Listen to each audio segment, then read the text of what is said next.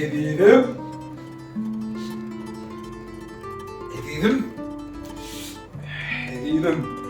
Bugün sen doğulan onun.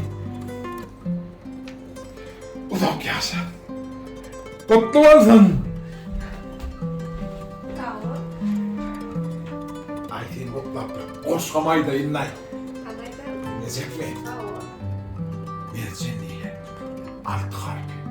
Kimler oylap taptık ha?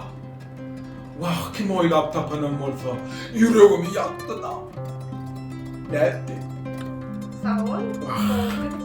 Ay biliyor sana soğuğum aldım. Ne olur? Ay ne soğuk vereyim. Eminim. Hadi malay. Ben sana bir ulu soğuk vereyim mi? Ya da küçücük de köp soğuk vereyim mi? Ulu soğuk topsa bir soğuk. Onu çoktan gidecekten köp soğuğu öğrenmem. Biliyordum abi, biliyordum şey biliyordum. Hanımla. Elim tut. Öyle miyim? Elim tut mu? Karış.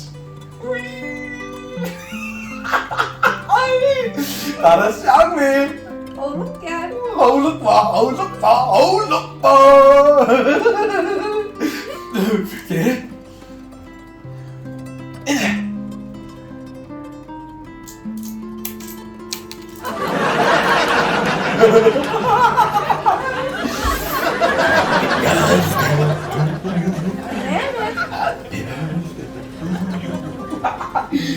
Ay oyuncu köp.